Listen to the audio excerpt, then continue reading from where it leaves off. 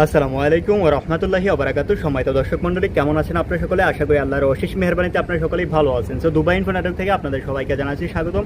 আমার নাম আব্দুর রাহিম, আমি সংযুক্ত আরব আমিরাত থেকে বলতেছি। তো বন্ধুরা, আজকে দারুণ একটি খবর কিন্তু আপনাদেরকে দেবো, দুইটা খবর। আজকে দারুণ দুইটা খবর দেবো, শুধু দুবাই ভিসা আপডেট না, এবং আপনাদেরকে মালয়েশিয়া নিয়ে কিন্তু দারুণ একটা খুশি সংবাদ দেবো। এখন অনেকেই বলতে পারেন যে ভাইয়া, আপনি তো দুবাইতে অবস্থান করতেছেন, তাহলে মালয়েশিয়া সম্পর্কে আপনার কাছে আইডিয়া কিভাবে থাকে?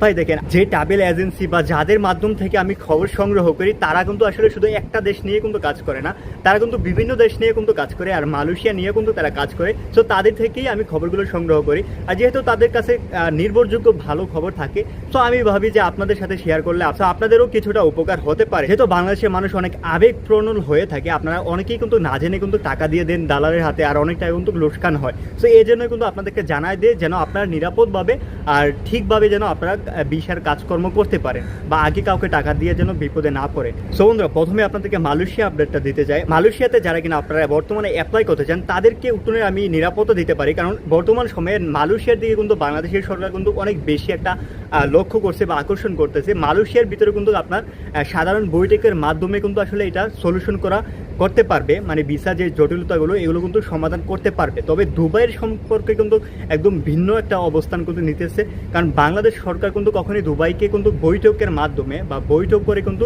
দুবাইতে যে আমাদের সমস্যাগুলো হচ্ছে এগুলো কিন্তু সমাধান করতে কিন্তু পারবে না। এর মূল কারণ হচ্ছে, দুবাই কিন্তু আপনার গণতান্ত্রিক দেশ না, দুবাই হচ্ছে রাজতান্ত্রিক আপনার দেশ। এটা কিন্তু রাজার ডিসিশনে কিন্তু চূড়ান্ত ডিসিশন, এটাই কিন্তু তারা মানে। দুবাইতে কিন্তু এটাই কিন্তু একমাত্র সিদ্ধান্ত, রাজার কথাই চূড়ান্ত কথা, এর ভিতরে অন্য কোনো মন্ত্রীদের কথা কিন্তু এত একটা সিরিয়াসলি ভাবে ধরা হয় না। সো বন্ধুরা, এটা হচ্ছে দুবাইয়ের নিজস্ব একটা পলিসি। দুবাই যেই দেশ সম্পর্কে যেরকম সিদ্ধান্ত নেবে, এই সিদ্ধান্তটাই কিন্তু চূড়ান্ত। বাংলাদেশের সরকার আইসা বললেই চেক করে আমাদের ভিসা খুলে দিব, এটা কিন্তু না। তারা নিজেরাই কিন্তু বুঝতে পারে বা জানতে পারে যে কাদের জন্য ভিসা খুলবে, কাদের জন্য ভিসা বন্ধ করবে। এখন যে অটোমেটিক ভিসা ক্যান্সেল হয়ে যাচ্ছে, এটা কিন্তু মূল একটা কারণ হচ্ছে বাংলাদেশের মানুষের খামখেয়ালের কারণে। কারণ বর্তমান কিছুদিন আগে যে আপনার ইরানের সঙ্গে যে দুবাইয়ের একটা সমস্যা হয়েছিল বা যুদ্ধ হয়েছিল, এটা নিয়ে কিন্তু বাংলাদেশ কিন্তু একদম বেশি উৎসাহিত দেখাইছে, এবং দুবাইকে কিন্তু এতটাই পাত্তাই দেয় নাই। ইরানকে কিন্তু তারা বেশি সাপোর্ট করছে, এবং স্ট্যাটাস একদম ভিডিও বানাইছে, মানে চারদিক দিয়ে কিন্তু শুধুমাত্র ইরানের